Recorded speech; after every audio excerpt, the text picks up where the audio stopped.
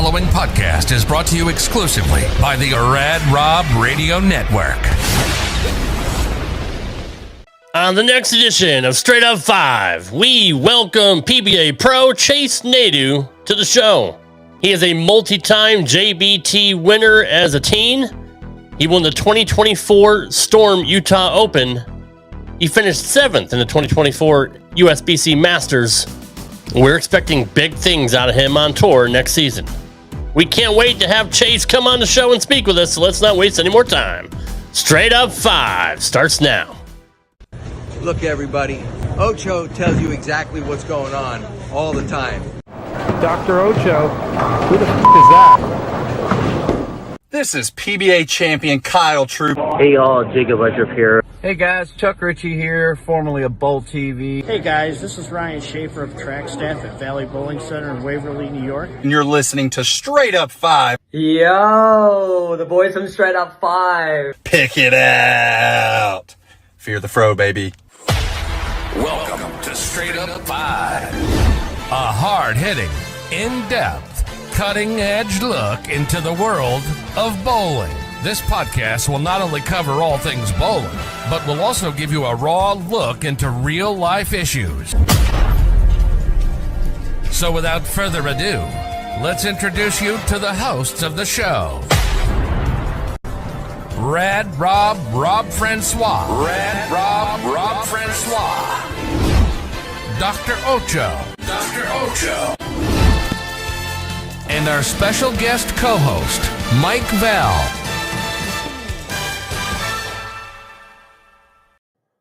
Hey guys, welcome back to Straight Up 5. I am your host, Rad Rob Francois. This is episode 177. We have a very special guest. Before we do that, let's see who's here in the chat. We got Jack Batchelder. Hey, what's going on, brother? Nice. Something to listen to on the way home after league. It's quiet tonight. Usually there's a whole bunch of people popping off. There's Nico Puhar. I do. I got you, brother. Billy M, what's going on? Everybody's starting to filter in. Welcome, everybody. We got another ID. I got you. I do. I got you. We got the I do's in the house. I asked the doctor how he's mourning the Aaron Rodgers injury. Oh, that's rough. Casey Custer's in the house. Hello, where's Alex? Alex, I don't know. I don't know who it is. Unfortunately, the doctor may not be here. His daughter's unfortunately sick tonight. He may pop in, he may not. Mike Val was going to be here, but he got admitted to the hospital tonight to get his kidney stones taken out tomorrow. So we wish Mikey the best, and hopefully he gets that taken care of smoothly. Stangman's in the house. What's going on, brother? What up? Oh, Alex Modesto. Yeah, okay. Now I got you. Yes, our resident ball driller from Modesto, California. I'm sure he's here somewhere, or he will be here. Gotcha. Everybody loves Alex. No, you're right. I'm sorry. Alex Trebek, Alex Rousseau. I didn't know who you're talking about. Hopefully, our boy is here. But I'm glad y'all are here, regardless. It's weird not having to introduce any co-hosts. Usually I just filibuster for about 45 seconds. But let's not waste any time. Let's... Alex behind the dress is your ball driller. Well, that's good to know. Well, welcome to the show, Casey. We appreciate you being here. Chuck Ritchie, Cousin Cinco. Hold on, I got you, brother. I got you here somewhere. There we go. There's Chuck. Looking good, Chuck. Appreciate you, brother. Regardless, we have a very special guest tonight, and as customary, anytime we have a new guest on the show, we do play a highlight package of them. So here are some highlights of the young career of our guest tonight, Chase Nadeau.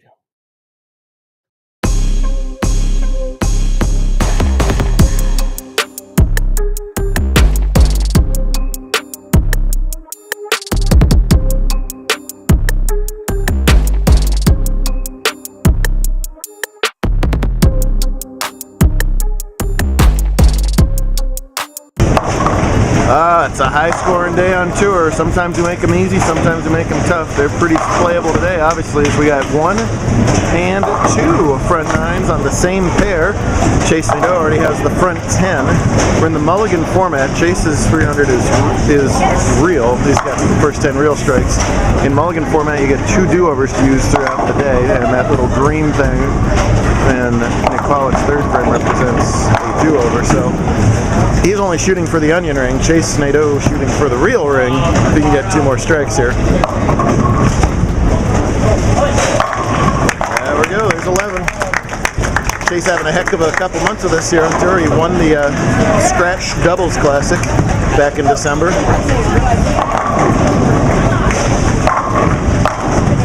We don't make them 300 scoreable very often around these parts.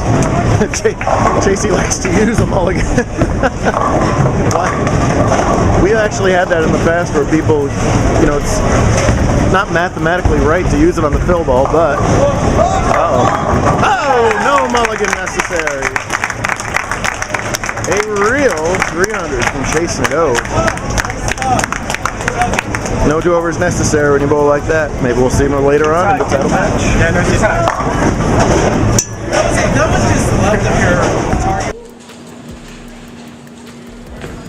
Makes the spare. He does. And now just needs to throw one high, hard one. And Chase Nadeau will win the 2024, the 20th annual Storm Utah Open. In over 2 months. That's a dry spell. He's in a slump. You need a slump buster. I swear Art wins one at least every week. If there's a tournament every week, he wins one. Or I guess one. Nadeau, that's going to do it. Chase Nadeau is your 2024 Storm Utah Open champion, $2,500, and joins an extremely elite list of names to have won this event.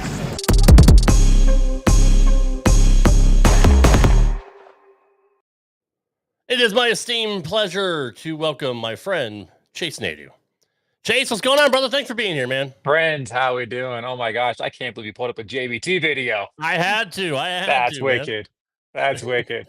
I'm sitting there watching the start of it, and I go, oh my God, I haven't seen this video in forever. That was a young Chase, but not too long ago. Well, I mean, you just turned 31 yesterday, so happy birthday, brother. Thank you. I know I had to throw that in there, and I left a couple things out too. I left out your regional win. So yeah, that's my bad. I got so much going on lately. That's not your bad at all. Hey, the fact that you pulled up that old video from JBT and you blasted me like that a little bit is kind of great. I'm a JBT alum myself. Okay. Quite a lot longer, long time ago, a lot longer than you. But I bowled in the Northeast. I bowled out of Bradley Bowl in Windsor Locks, Connecticut. Used to be a regular stop on the tour for the pros. Wow. I won a couple JBTs, bunch of seconds and thirds. I dabbled a little bit. I think I still have a jacket downstairs with my name on it with JBT in the back of it. But you won quite a bit. How many JBT titles did you have total? I've been asked this question quite a few times.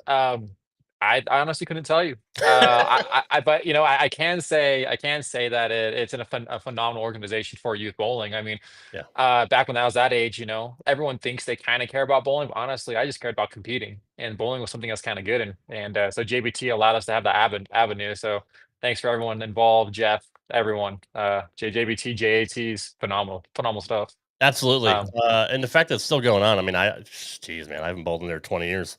It's great. But the fact that they're still doing that's so cool. Let's go back to the beginning. You started bowling pretty early, probably younger than most people. I bet on it. Literally in diapers at 2 years old. Yeah. Who got you into bowling?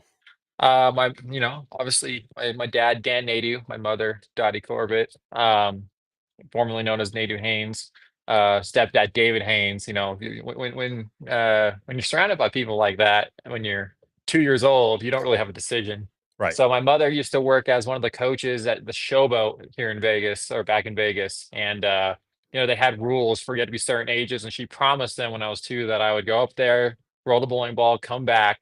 But what they didn't account for is I'd take naps after about 6 or 7 frames. So, but yeah, no, about 2.5 years old, going up there in diapers, rolling a ball down a lane, and come back with a binky or whatever from the stories I told. But cool times. No, I love that.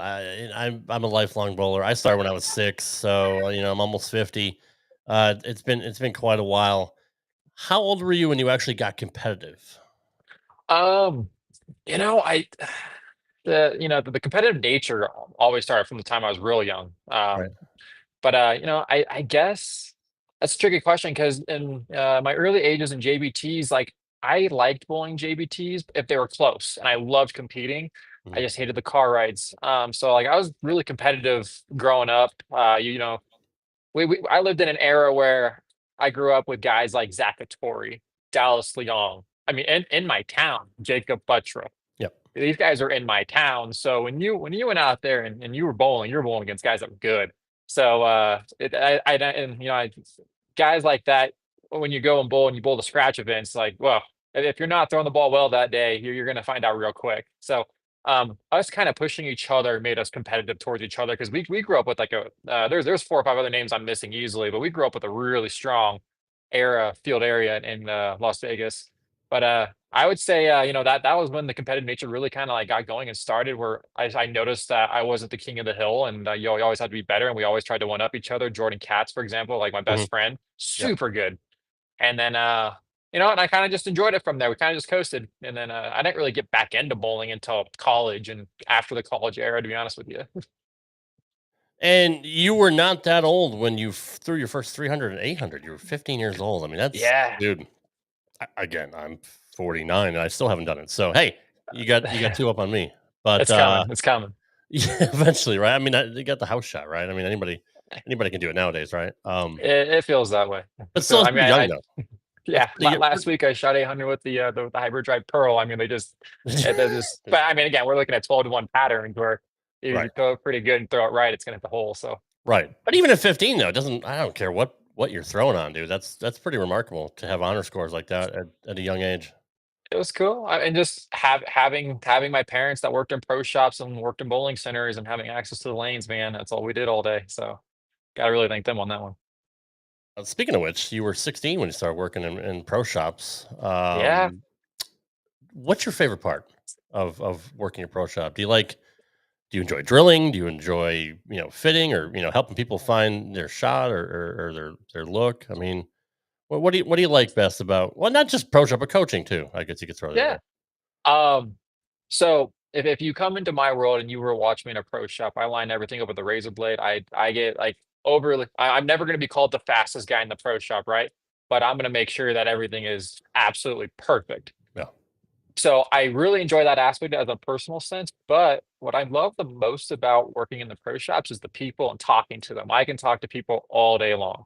Um, so having a crowd full of people walk in the store and half the people I don't know, it's a dream come true. Honestly, it kills me when the shop's slow and yeah, I can catch up on a bunch of stuff, but that's when it's terrible for me. I love talking to people. So put me on the floor, let me have a conversation with them. And at that point, it doesn't really even feel like selling at that point. Thankfully, we're in an area where I'm at, we're in an area like, our business does well. I mean, we don't have to try to, scrape dollars or overcharge for some things. So I really get to be me. I get to be personable with everyone. I get to, take the time and talk to them and really feel like what's good for their game. And sometimes I'm too honest because people will come in and they'll have like 6 bowling balls, like, hey, I want another bowling ball. What's going to fit my arsenal? And I'm over here like, man, you really have all the high end stuff kit. And I pick something out like a phase 2 or an IP4 for them. And something that's going to fit their arsenal. I'm like, yeah, okay, yeah, that's great. But no, I want like the next strongest bowling ball that's coming out. And I go, well, you have 6 of them with you. So Right. sometimes we revert back to, hey, maybe we need to wait a little bit or fill a gap with the IQ Tour or, phase 2. So, but honestly, just talking to them is my favorite part. Getting to see people have excitement, throwing honor scores, the people that I coach, just seeing the progression. Um, that's the amazing part of what we do. Do you like coaching beginners or what style or what level of player do you typically coach? Yeah. For personal enjoyment, I think I enjoy coaching kids the most. Mhm. They're easy. They like to listen, and usually when they're there, they're there to listen for the most part. Well, they're like I'm kind sponges. I mean, they don't have a- their preset, ticks and habits and absolutely. stuff like that. Yeah. You have two types of kids out there. You have the kids that come in and their parents said they want to get lessons, and you can figure that out real quick. And you Right. have the kids that come in that just view you as you're the best thing ever, and for that hour, they're gonna do anything and everything you say, Yeah. even if you told them to throw it backwards. I mean, it's just cool that that's my most fun, just watching them have enjoyment actually get better. I would say as far as a coaching standpoint, though, like the intermediate bowlers, the ones that average 160 to 190, 200, that's where I'm probably most beneficial for, only because I can relate to where they're kind of at, what they're kind of thinking, and it's really easy for me to help them connect the dots on where they need to get or where they need to go. So most fun for me, kids. Most beneficial for the game and getting better, the intermediate bowlers, I would say. So, what typical habits do you see from the intermediate bowlers that's probably easiest to correct and get them to that next level? Is there something in particular that you see more often than not? I see something that usually stands with 75% of the people I give lessons to, and all of them are just trying to throw it way too hard. They're Mhm. trying to they put the power aspect over everything. And even though power is good, you have to have control. And I always try to level with people and say, hey, look, like if your power is up here, that's great. But if your rotation's down here, we have to meet in the middle, and Sure. 9 times out of 10, 8 times out of 10, sometimes out of 10, I'm talking to people, I'm always saying your power way up here, your balls or your rev rate way down here, and then we get into like the 50, 60, 70-year-old age group, and then it starts teetering this way, and you barely ever find someone in that nice little middle range, because the younger guys, the guys that have been doing for 20, 30 years in their 40s, they like to throw it hard.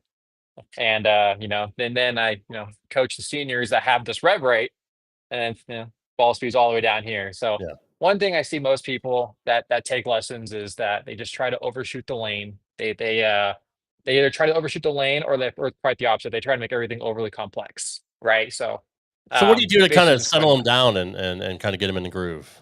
I try to work on 3 to 4 points, and that's it per lesson. I don't like to go further more than that, because the last thing I wanted, something I did way in the beginning of giving lessons, was I was trying to like pinpoint all the little things that they were doing wrong, give them ideas of how to fix them. And I really got to understand when I was seeing them for a second, third, fourth time, that I really kind of threw too much at them in the beginning. So I really just try to give like 3 or 4 main points of little things that we want to start working on, whether it's in their mental game, whether it's in their physical game, whatever they are really struggling with.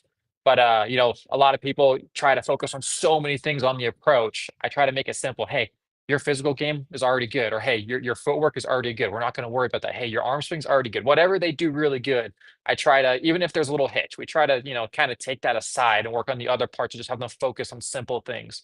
And as we get on down the road, and then you do a lesson once or twice down the road, then we can start fine tuning. But I think it's so important to simplify things, tell them what they're really good at and the simple things that we need to work on, and just send them away with that and let them think about that for a month. Um, Kind of where I like to start.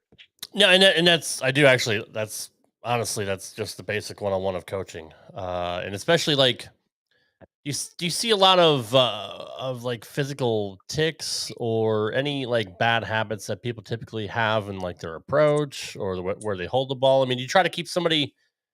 What do you do? Like, how do you line them up? How do you get them to hold their ball? Do they have their own? Do you let them do their own styles? Like, I've always been curious to ask coaches, like, because you get so many different people that have plenty of Yeah. different approaches and releases and all that. Well, let me ask you: when you watch a TV show for bowling, how many of them throw it alike?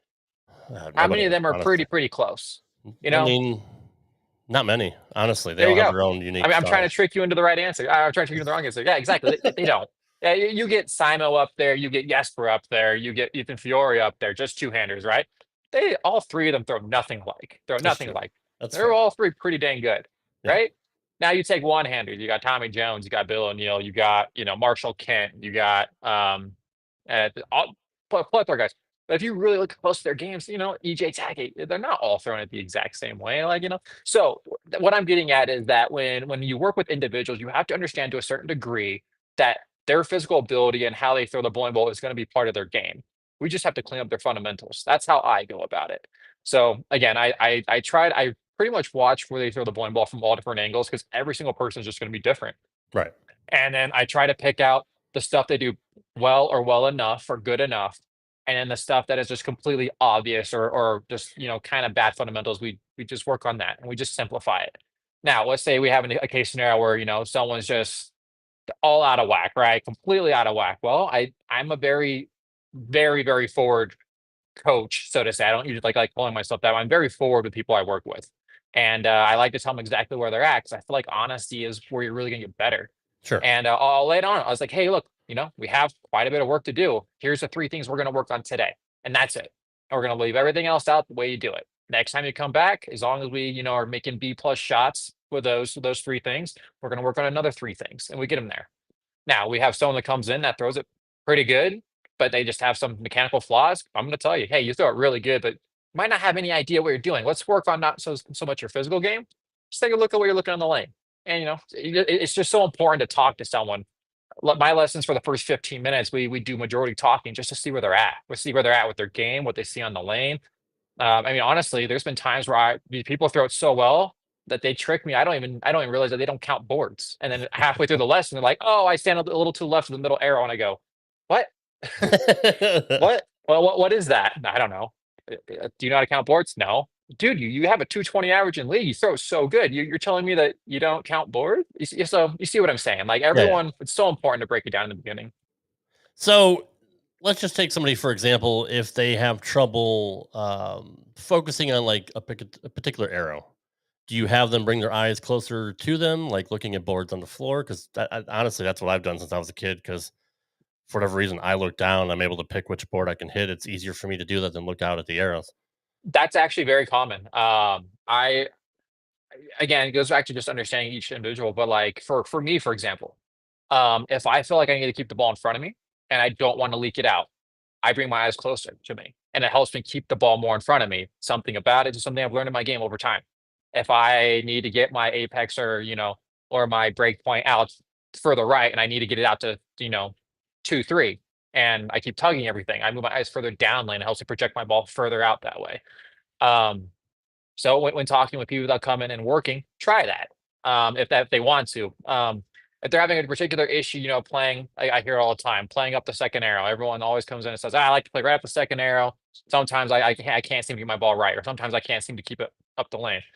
Little tricks like that are great, but you're going to figure out that little tips and tricks is something that even the best in the world have in their own statute that do not align. Does that kind of make sense? Yeah, that makes sense. Yeah, no, that makes sense a lot.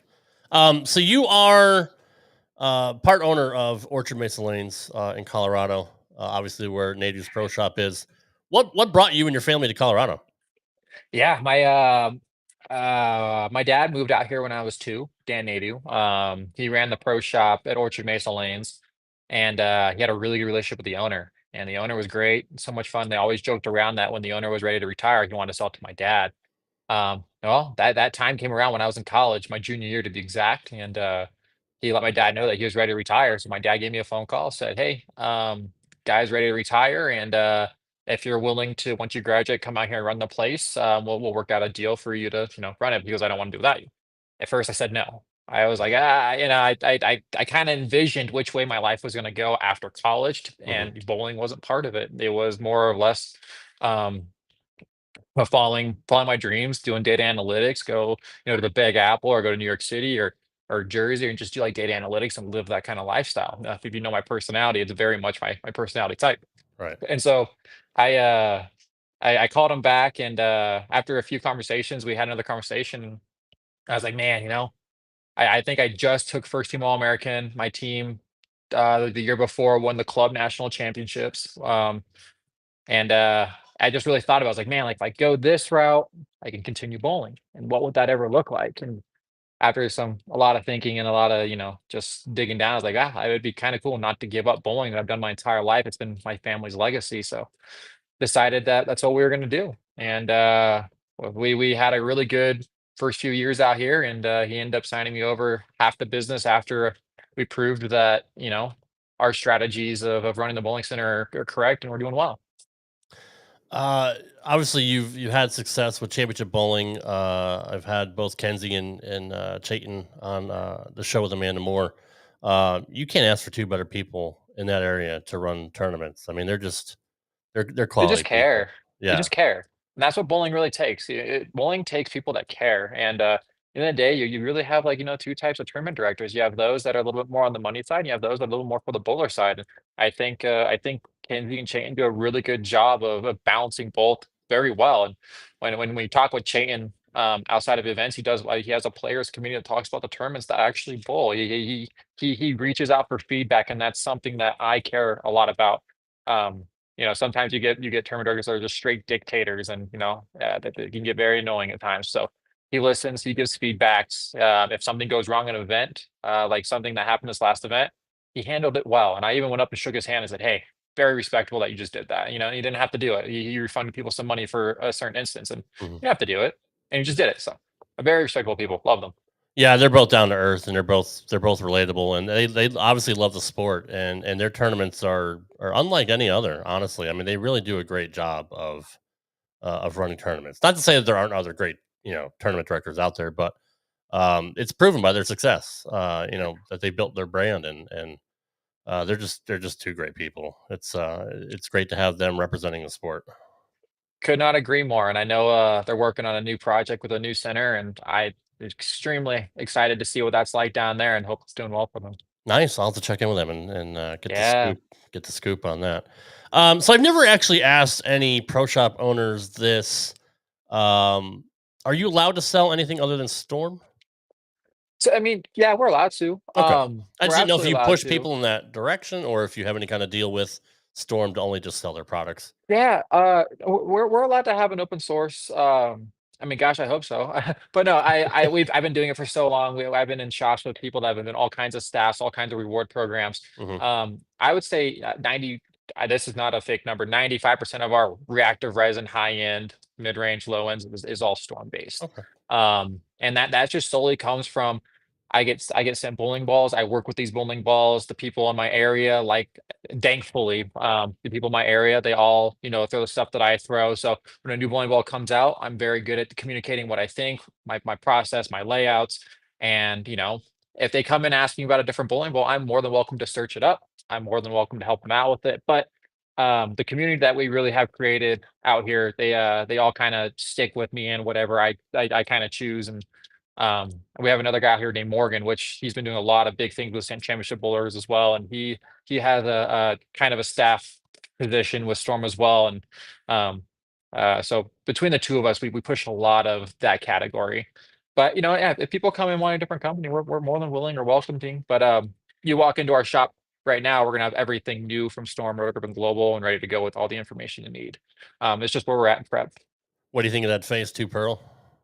I have not personally drilled one yet. I still have to order mine, but if I get, like I've said multiple times on multiple podcasts, the phase two is a staple in my bag. I Yeah. bring two of them to every event, sometimes three if I'm driving.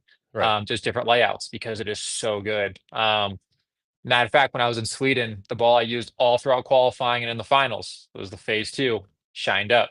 So yeah, that phase two pearl will be in my bag very quickly.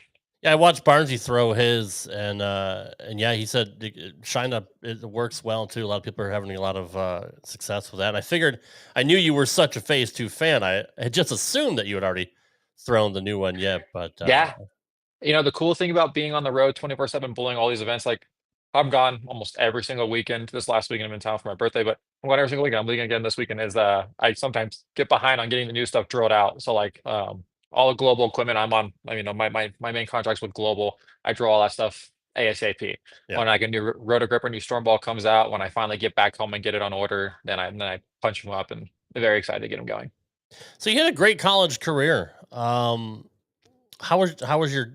Did you bowl in teams in college, or was it just singles? Sorry if I don't know that, but Yeah, no, great question. Actually, I'm actually glad you brought that up. In college, you bowl teams both days. However, the first day, unless they change anything, the first day when you're bowling teams, usually it's 5 games. Your personal score counts for your singles. So gotcha. that's how Okay. that comes about. I think the only real singles event is at the end of the year when you're trying to make it. Yeah, there's like one major singles portion inter ITC challenge or something like that. I could be Mhm. butchering it, but otherwise that every single event throughout the year is a team event, but your single score counts for the first day. Day Gotcha. two is Okay. usually all Baker format in the finals for the team event. Okay. How were your teammates? How well did Teammates your are team great. place? So Arizona, while I was there, we had Nick Devlin, which was the rookie of the year for collegiate bowling. We had Russ Oviatt, Matt Zweig. I'm trying to think of the video or the photo of when we won the club national championship. Our team was filthy. And I'm definitely missing quite a few great players on that team. But our team was really good. We went to the club national championship with 5 players because it was so far away when we didn't even have an extra, and we ended up going undefeated in that, and never lost in match play, and it was just a really cool feeling. Wow. One of the years to make it to nationals, we not only did we lead it, going to the final day, we had a very poor last 4 games after 64 Baker matches. It was we had a very poor last 4 games, and we ended up giving up. We ended up missing it by 4 pins. Again, Oof. we were a club team, so competing with national teams that could do funding or collegiate scholarships. Like it was really impressive the team we had put together. But yeah, just one more time, it was myself, Nick Devlin, Russ Oviatt. Buttriff was actually there for a very, very short time period. Matt Zweig, Joseph, Harley Swaggart, and I know there's 4 or 5 other guys in there that I'm gonna feel so bad and send apology message to They're gonna later. see this. They're gonna be like, "Really, dude? You forgot me?" Yeah, it's horrible. But no, some really, really good guys. Some really good guys. Was it your dad that went to Wichita State? Did I read that? My dad did go to Wichita. Yep, it was Lake Erie, then Wichita. So what made you want to go to Arizona State? Oh man, that's a good conversation. So I actually was talking with Wichita State's recruiter at the time, and I'm not gonna name drop. I was talking with him at Okay. the time, and everything was kind of set up. It was a conversation of getting me out there, and um, it just kind of got left at that. And mind you, though, like I didn't come to college right out of high school. I waited a couple years. Mhm. So, and I wasn't really taking bowling that serious. So it is what it is, right? That's But true. we were having that conversation. Everything was put together, like come toward the campus. I had a few really good emails, and then I kind of reached out once or twice, and I just didn't really hear back. And at that point, I was just openly talking about colleges at one of the TAT events. And the ASU coach Jordan reached out to me and said, "Hey, we're right down the road." He started talking about the school, and I was like, "Man, that'd be really cool. Arizona State has a really good business school, and that's what I wanted to go to college for, anyways." And I True. go, Right. "Yeah." So I was like, so everything just started aligning, and if you know Jordan, he doesn't stop once he wants something, he won't stop contacting you. So Yeah. he kept contacting me, and then it was great, and he convinced me to come take a look and hang out down there, and I ended up signing up and enrolling in the business school at W. Carey, and everything else was history. And uh, bowling is at the first year kind of felt like something was off because everyone kept saying like, "Why aren't you at Wichita State? Why aren't you at Wichita State?" Right. And Right. I didn't have an answer for that because Yeah. I don't like drama or anything messy. So I kind of just put my hands up in the air. I was like, "Hey, this is where I landed. I'm happy where I'm at. Like, this is great. I love Wichita State. I hear great things about them. My dad says awesome stories about him. Gordon's a phenomenal guy. I've met him numerous times after I started bowling in college. But yeah, it was just everything was perfect fit for Arizona, and it was close to home, and Right. everything was great. Did well in the business school. I ended up graduating with a 4.0 out of the business school. So I look back on it and I have no regrets. I did well in college bowling. I did well in school. I went there and got the job done, and it was a good feeling. That's awesome. What does your dad think when you told him you're going to Arizona State? Well, my dad was in the loop when these conversations were happening with schools. I had I'd say quite a bit of a handful of other schools reaching out, but I had no interest, only for the sole fact that if I went to school, I really wanted to go with a place that had a really good degree. Yeah. The only place that for what I wanted, and the only place I kind of made that exception for was Wichita State, if I was to go that route. And if since that one singular school did not pan out, I was not really looking at the other schools that gave me a kind of scholarship offers other than Arizona State because it was close to home, had exactly what I wanted to do, um, at the time I just thought it was a really good choice. See, you were super smart in going that route in thinking about your degree first. And we know there's not as much money in bowling, not even close to what's in football and basketball and baseball and all that, and you see a lot of kids, in those sports go to college, and their academia is kind of, on the back burner. They're full on with their sports. But I always try to tell young people this: you never know what's going to happen to you. You could go to the NFL and be a star and play for a year, break your leg, and you're done, and you have nothing to fall back on. That's why getting a degree is so important for people to have a backup plan. And I know your first plan wasn't bowling, but still, I try to hammer that home. And I'm gonna, with my daughter and other young people that securing your future is definitely something you need to do, because you never know what's going to happen down the road. Yeah, and I look back on it, and I kind of think that I kind of got lucky in the way that I did it, right? Because, like I said, I waited 2 years before I went to Arizona State to college because I was so indecisive. I Mhm. worked on the Strip in Vegas. I was at the Caesar's Palace. I had Good for actually you. I had a fun job. I I was a bet you. lifeguard. I was a Oh, lifeguard life. there, and then I went over to their other pool area, which is not kid friendly. Like I had a really fun job, just dealing with people all day long. And as we talked earlier, like I'm a people person. I love talking Sure. to people, and that's all I did all day long. But after 2 years of that, that's where I kind of really stopped and just realized, like, hey, where do I want my life to go? So bowling was actually really the extra part of going to college for me. And I Mhm. think that 2 year gap of out of high school to college, realizing, where's my life going to go? Um, I just I went to college and said, "Yeah, bowling's great, but this degree is gonna take me places. Bowling's always gonna make me extra money on the side." But that was my mindset going into it, is like, the degree is what I'm here for, and it was very clear from day one that, like, that was what I was going for. So, at what point did you decide that you wanted to go on the national tour? That is such a that man, so many fun topics. That was such a last minute barn burner talk conversation. Bowled the 2024 Utah Open and won that. Right after that, I bowled the Masters. 2024 was just, a really eye-opening year. It's the Hell of a first finish at the year. Masters, dude. Seriously, Appreciate I mean, that. that's hard to do. I appreciate, and the funny part was is I bowled Sam Cooley right before I bowled EJ, and I had Sam Cooley pretty much dead to rights with 5 frames to go. And 4 opens later, wasn't cool. Mm, I mean, people were writing Facebook posts already about who was advancing, and I kept seeing, Chase is beating Sam Cooley. That's the given, and then they're talking about other people. yeah, And then I just remember looking at those posts after I lost that match, and some unlucky shots on my part and some lucky shots on his part. It's the game of bowling, and sure, that yeah, was tough. But I mean, if I would have won that match, which I pretty much had locked up, I really just let it through my fingers. I was on the TV show. yeah. And if I won my next match, it was either the 1 or 2 seed or the other 3 seeds going into it.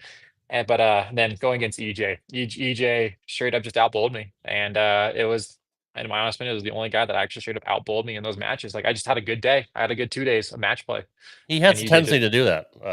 I'd say so. I'd say so.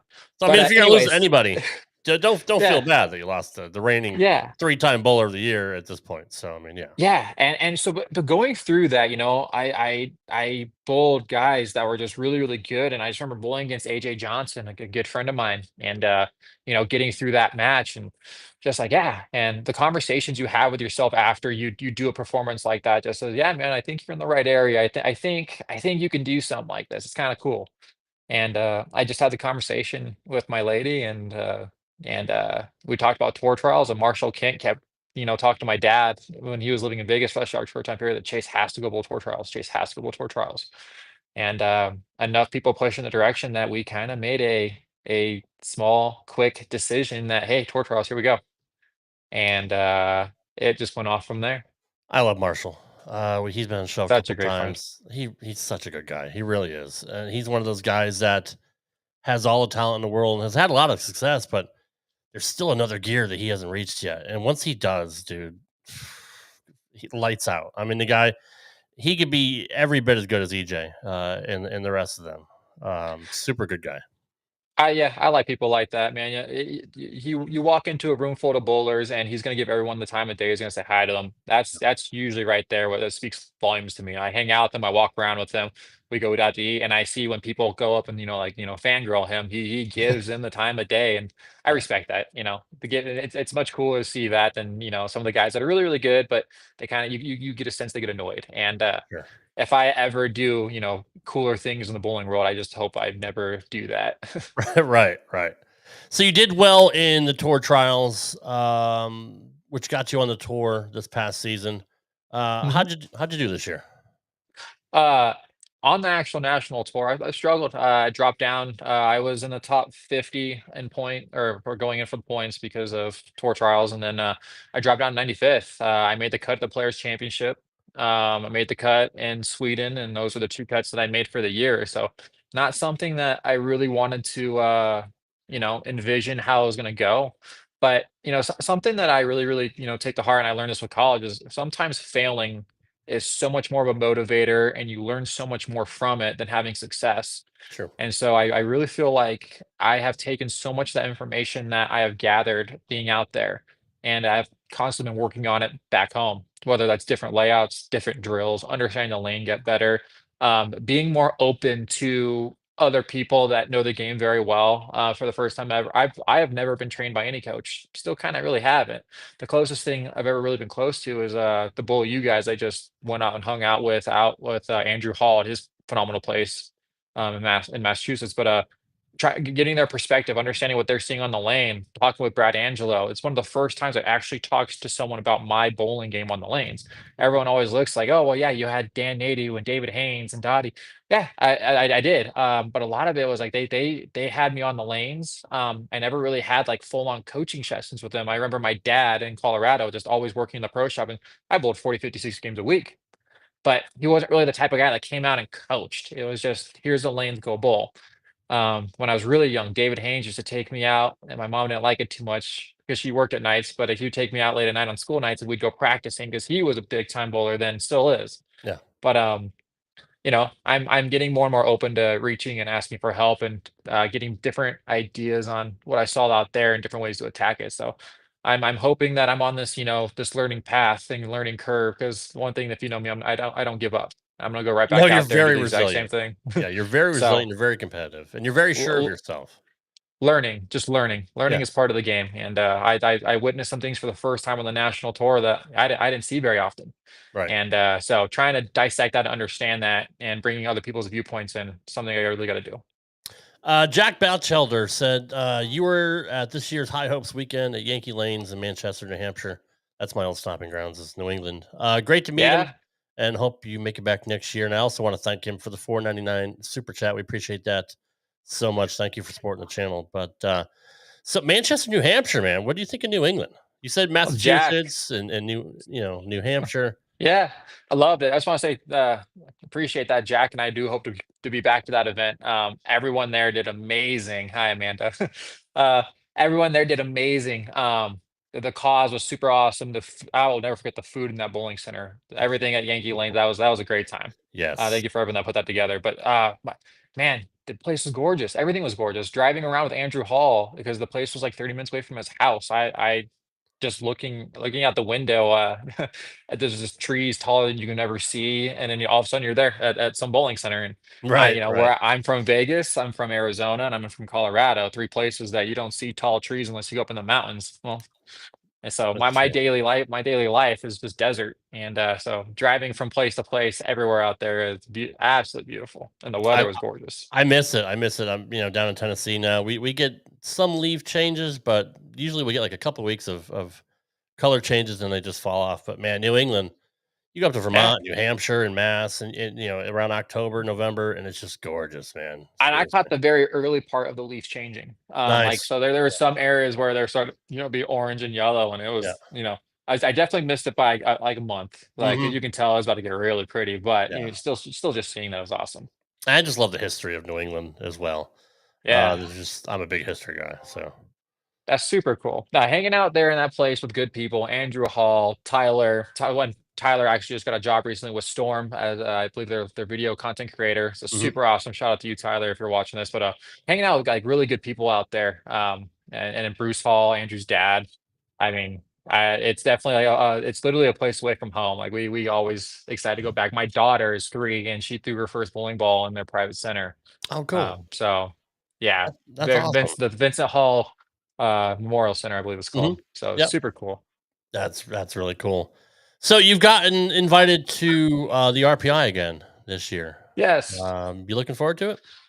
Absolutely. Absolutely, because the last time I bowled the RPI, the experience all the way around was so bad. Not necessarily, I bowled mediocre, not great, didn't make the Mhm. cut, but like we got there, Airbnb situation. We had people walk in on us on the first night, opening a door for four guys, just randomly walked in our door, and apparently our Airbnb guy gave them their code to our place, Oh and we had wow. to argue that. So we got moved to a different place. The new place had no AC and it was freezing. Oh It man. had no heat, it was freezing. So our experience at the last RPI was on top of me not bowling well and not making a cut. The experience outside of it was as so I'm looking to go back to Reno for a whole new experience of the RPI.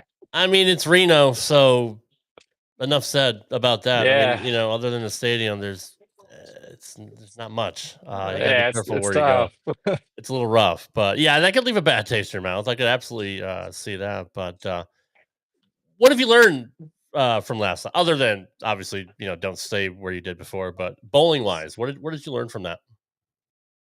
From the RPI or from Hmm. Reno? Yeah. Just understand the environment. I mean, the RPI, you just have the best regional bowlers in the world, and Mm, especially, true. um, I think the biggest thing that changed my mindset was after bowling the entire 2025 season on the national tour and getting used to seeing Troop, Belmo, Simo, all the literally the best in the world. You're Yeah. pairing with them every single game. Sometimes when you bowl stuff like the RPI, you have the best regional players in the world because a lot of the national pros aren't allowed to bowl it. Um, because I think if you've made over $40,000, you can't participate in the RPI as a national tour bowler. So it's one of those mindsets where it's like, you're ready for the moment, you're good to go, but at the same time, like you just gotta be good. You gotta be physically prepared. You gotta be mentally prepared. You gotta be practiced. That's the key that our game plan is going out there this year. Do you have an exemption for this year, or was that only just for this past season? So the tour trials was only for the following year. To be dead honest with And you, there is so much information that we don't know about going into this year, and we still haven't really been told. So I don't really well, know what to expect as far. I know I'm not. If there is an exemption, I know I'm outside of that bubble. Um, but now it's really to where if we're going to be in the open fields, I'm hearing rumors of like, open qualifying squads. Since I am in the top 100, I hope that's far enough to get me into the open field. mhm. There's so many question marks that hopefully at a later date we can have a more informed conversation about. What I'm seeing now, just a quick look up, it says that there will not be a tour trials in 2026. The format is changing. They replace the tour finals with the Commissioner's Cup, which is open to all PBA members through a qualifying round. The 2026 PBA Tour season begins February 22nd. Commissioner's Cup, it doesn't say when that will be. And I hate that for you guys. I really do. I hate when there's a lack of communication between the bowlers and the commissioner Yeah. or management. It's rough because you got to prepare, right? You got to know, like, what am I doing next year? Am I gonna Yeah, and hammer down at work? It's hard. I get it, and I'm a business person, so I get there's so many things that they have to work through and get going, and they understand it's hard on the players, that especially the guys that come from out of the country to try and plan their times. I get all that and all the finger pointing and all the Yeah, gossip. That's not something I am going to really get into. Everyone has their right. job, but no, we are very eager to hear what some more of the details are going to come out as far as like the squads, how they're going to do them, if there's an exempt field, if so, the sizing. Are they going to have multiple squads for the tournaments this year? Are they still going to run PTQs this year? Because there's been a lot of rumors that that might go away, or if it's going to be for certain events. Like I know the U.S. Open is going to have a PTQ, but there's so many rumors flying around from guys that are very involved in bowling in the national PBA Tour, and when multiple stories don't align, it's very hard to figure out what we're going to be doing. So very eager It's to see what's going to true. happen. And I am too. And I've talked to so many people about the PTQ grind. I wish they didn't exist. I honestly, if you have a tour card, you literally should be able to qualify for any event. There should, and maybe the PTQ isn't the right format. Maybe you have some kind of, I don't know. I honestly don't know what the solution is. But And talking to like Nate Garcia talking to Boog. I mean, Boog was able to make it. D-Ron was able to make it. But, I mean, there's so many good bowlers that grind out the PTQs and don't make it. And like with Nate Garcia, he bowled a limited season because he was just sick and tired of the grind. So, I mean, what would your solution be to that? So my that's a very contradictive conversation because it feels like no matter how you say it or what you say, there's going to be There's 100 no right people on the answer. other side of the fence. Um, I'd like to True. see personally. I'd maybe like to see uh them way more on the point system. Get maybe like the top. This could sound very naive, but maybe 120, the top 120, Mhm. and have 2 squads at every event. Have an A squad and a B squad, and then every single week they rotate. So if you're A squad one week, B squad the next, or however, they want to randomize that. Sure, so there's squad Sure. equity, right? Yeah. I think I'd like to see them to have, the top 120 run 2 squads for every event and just allow more people to participate. Because the one thing that I keep hearing across everyone is um, the PTQs are so hard and it's limited to just like the small amount of bowlers.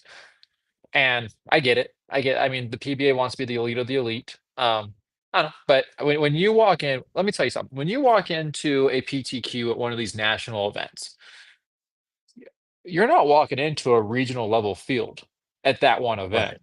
You're Right. walking into the strongest regional field you've ever seen. You got, Yep. again, you said a few names earlier. You have the best of the best around the country outside of the top 50 in points bowling in this PTQ. I don't care which region you go to, you're not going to find any kind of field like that. So right there alone Sure. is, oh my God, that's hard. Then they bowl like 6, 7, 8 games, and last year Yep. was for 5 people. So yeah, so like Nate said, like that's tough. And whether it's right or wrong is one thing. I don't agree or disagree, but I feel for the players that's tough. That's really really hard. So on the PTQ side, I'd like to see more spots opened up for the people that are bowling that because I heard a lot of people very discouraged bowling that. When I was Yeah. bowling the national tour, I mentioned one time earlier that I went to every single PTQ on the national tour, realizing that that could be me. And I felt for them week in and week out and tried helping my friends, watching them, whatever I could do. Again, just looking around, going, oh my gosh, like these guys are like just so good and they're fighting for 5 spots. And just seeing it every single was tough. And seeing the guys get, discouraged was tough. Guys that that are so good, but they had one bad game and they're out. It's Yeah. tough. I know Kim Balabi. I mean, posted on Facebook that he, doesn't know if he wants to do this full time. Like it's such a grind and it's just so hard. And you're right. It is the best of the ones that are not on, they're non-exempt. And when you get guys like D-Ron and Boog and Eric Jones and the outliers that finally make it through, that's one thing. But there's so many other people behind them that are just up next, like waiting for their shot. And you're right, 5 people.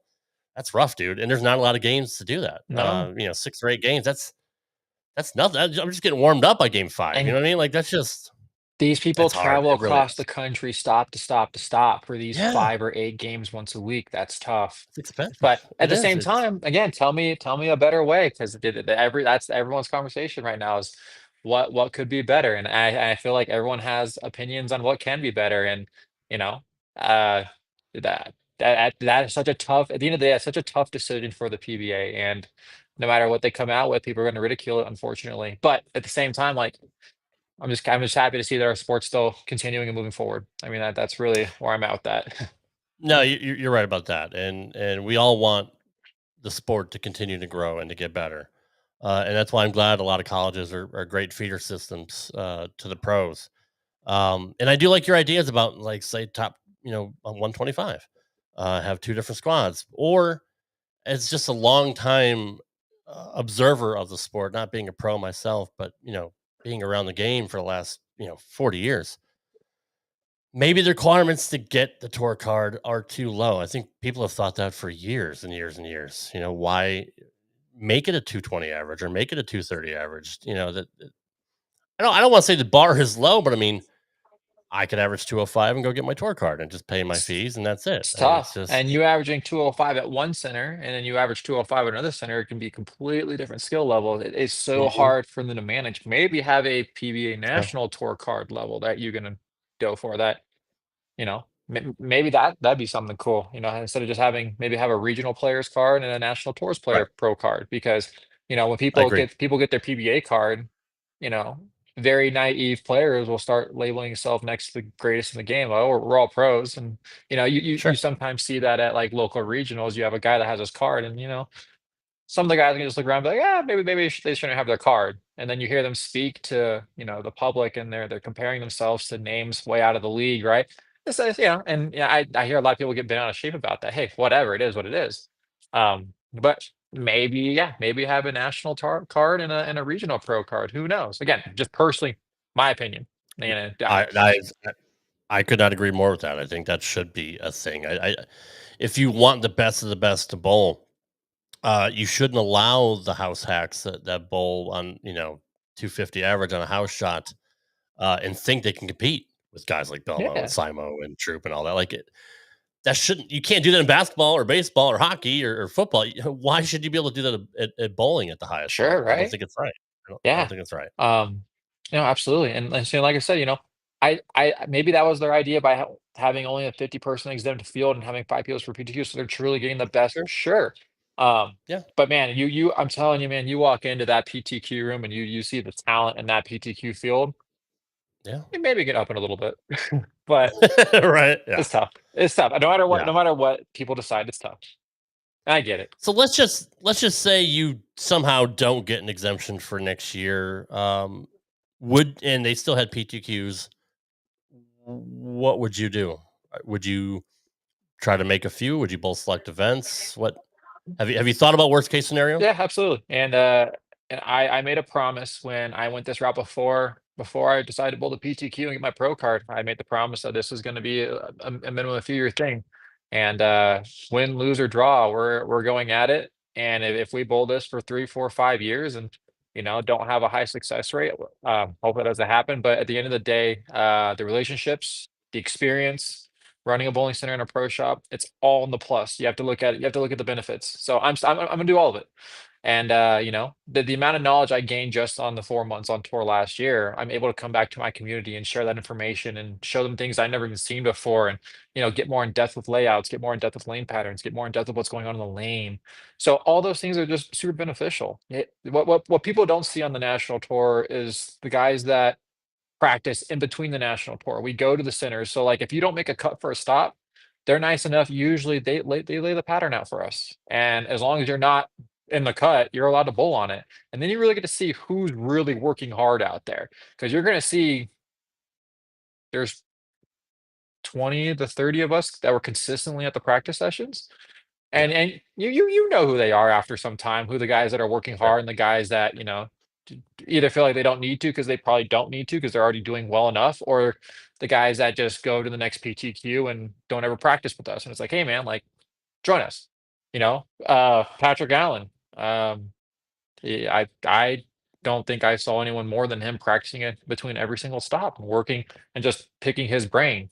Um, Stuff like that, man. It's just stuff like that Mhm. that I can bring back to my atmosphere, and regardless of if I have a 3, 4, or 5 year run and work my butt off and compete out there, um, I get to come back home and share the knowledge because it's extreme coming back home. What would you tell somebody that's younger than you? I mean, you're not old by any means. You're only 31, but say there's somebody that's starting out like an Eric Jones or somebody like that, that's in their early 20s. Uh, Knowing what you know from this past year and saying they want to make that jump to the tour, what advice would you give somebody young? Um, well, I'm gonna go. I'm gonna ask them what they prefer to do in their free time. And if they have, remarks like video games and remarks like if it's not bowling orientated, I'm gonna stop them right there and say, "You're not ready." And they're Hmm. gonna look at me every single time because I actually have these conversations, and they look at me and they say, "What are you talking about?" I go, "You didn't say anything about bowling. You didn't spend any time talking about bowling. You didn't spend any time about getting to learn to understand the game." Um, I want to tell them that set aside 30 minutes every single day. 30 minutes. That's not a long time. 30 minutes every single day, and do something bowling related where it's in your mind. There is ungodly amount of videos online that you can watch. You can go on the Storm Bowling website and click explore, and they have an unrealistic amount of videos for you to read and watch. I actually was doing it again this past week. I was rewatching all of Alex Hoskins' layout videos and just sharpening up on. I watched them 20 times each, just watching them. So if you fill your free time doing stuff like that, and it doesn't take much time, especially for the kids, they have time. Just spend 30 minutes a day, even if 5 days a week. Spend 30 minutes, put yourself in the bowling world, watch videos from Darren Tang, watch videos from Alex Hoskins, watch all the videos on the Storm website. I'm sure other companies have their videos. Watch Packy Hanrahan's videos. Watch all of them. Brad and Kyle. They have so much content. 30 minutes a day. Put yourself in that environment. And when I hear people start talking about what they watched online, what they've been learning, and they bring it to me, that's the kind of mentality that I'm looking for. The guys that go out there and just want to bowl good on the weekends and then don't want to think about bowling Monday through Friday, that's the mentality that really gets the bowlers that go to bowl their first PBA event and they go, oh my God, these guys are good. Why are they so good? Right. Right. So I Yeah. don't know. I really want to focus on making sure that they have the mentality of if you're going to hit the national tour, get started early, understand what it's going to take. You can't just go out there and throw the ball good. Yeah, it's not going to work. I promise you. You have to be good. You have to be smart. Well, you look at a guy like Kobe Bryant, who shot thousands and thousands and thousands of shots every single day. There's a reason why he was as good as he You was, not have just to. because of talent. He put the work in. That's Mhm. you have. You're right. You have to do that. You absolutely have to do that. Someone just needs to understand that the elite of the elite, they don't just bowl one league a week and a bowl tournament here and there. No, they practice, and a lot of them will claim to practice every single day, which I believe, and a lot of them will bowl, well, maybe not every single day, but 30, 40, 50 games a week. Um, that's what it takes. The outliers, you're always going to hear the outliers long before you hear about the people that hard work. The guys that might only bowl 2 or 3 leagues and have some success on the national tour. I Mhm. mean, I guarantee if I timed you for 30 seconds, name five, you might get to one, if that. Right. But no, it's Yeah. just the requirement. It's your job. What do you do at your job? 40 hours a day. I'm sorry, 40 hours a week, 5 days a week. You know, if you're not looking at it like that, I'm only asking for 30 minutes a day.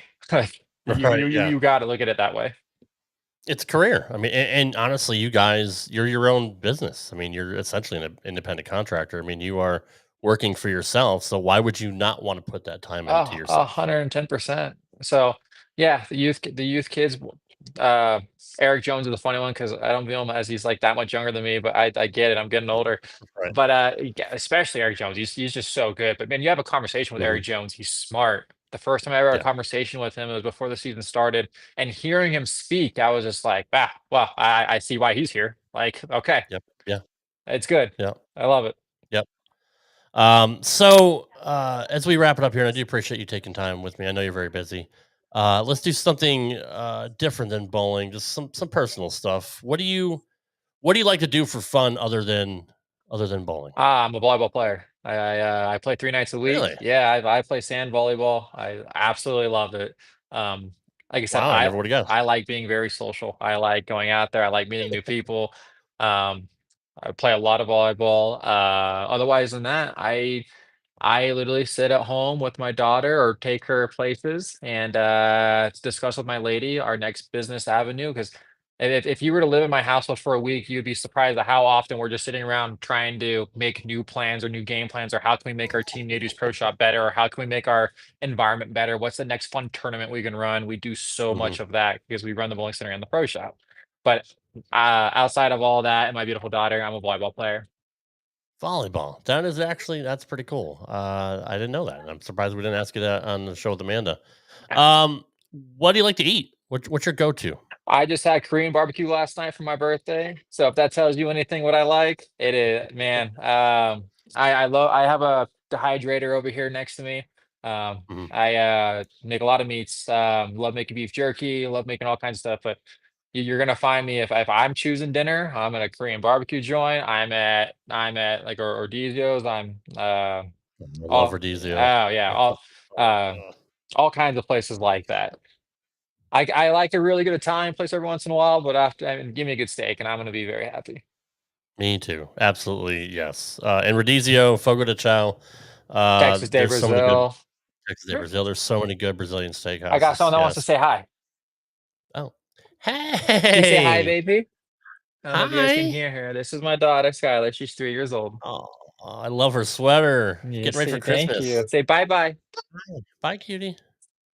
She is adorable. Thank you. She is adorable. Mine's 7, going on 17. Yeah. The attitude of 3. I'm oh, already just amazed. yes, dude. And they're so smart, right? Like smarter than I ever was at that age. It's Right? ridiculous. I know every generation says this, but man, It's and wicked. maybe it's because of having phones or tablets. We didn't have that much information when I was younger. It's like True.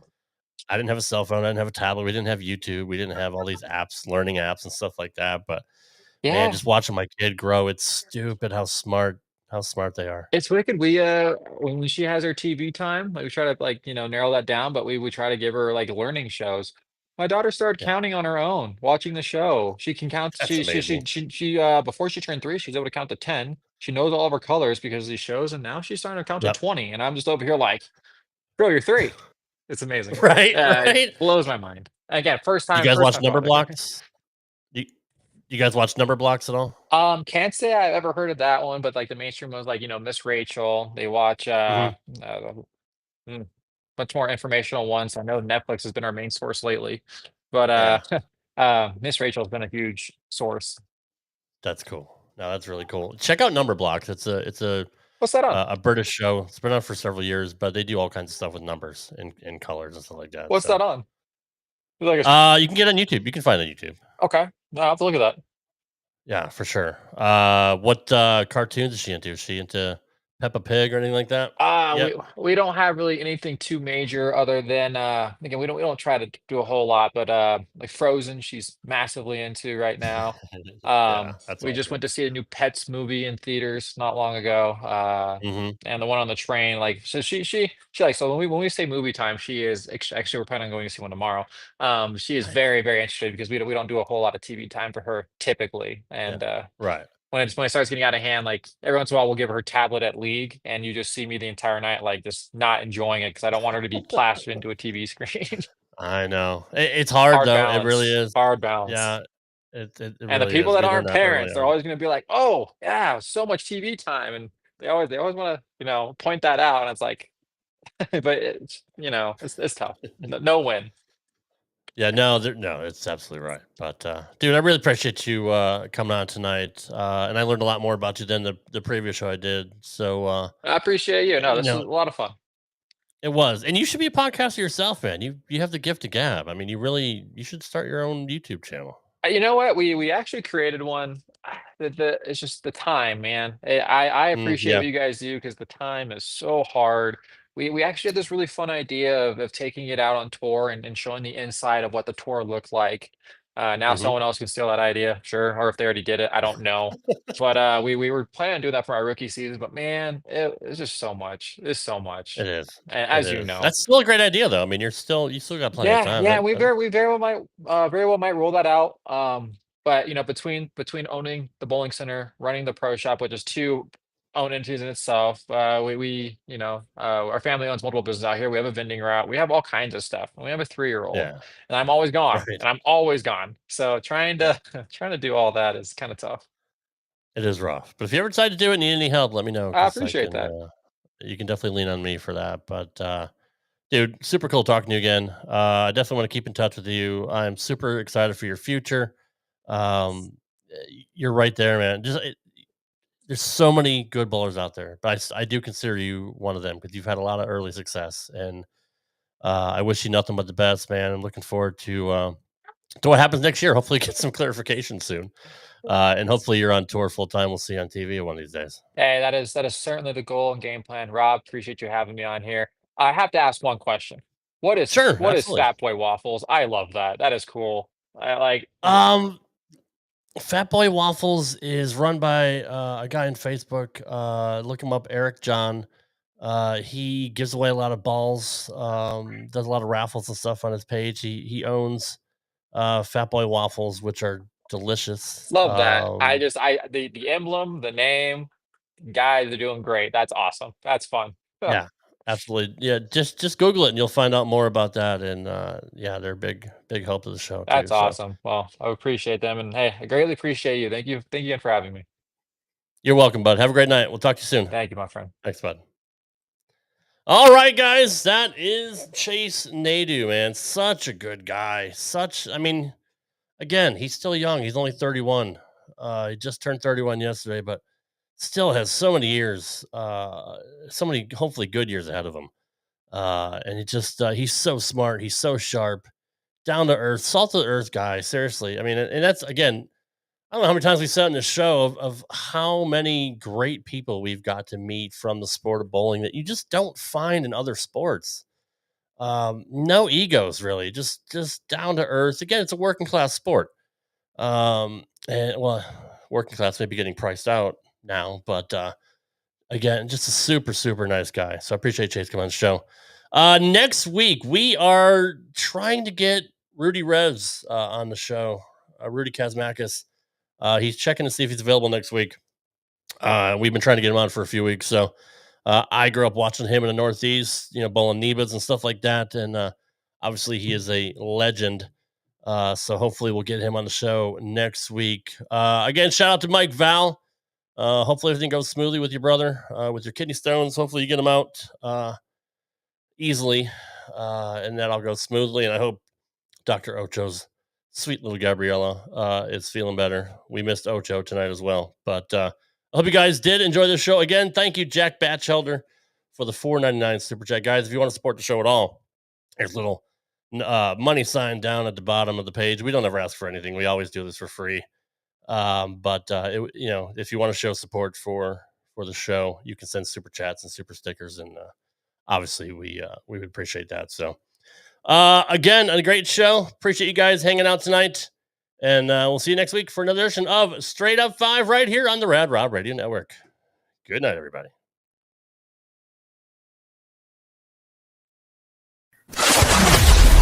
Thanks for listening to this edition of Straight Up 5.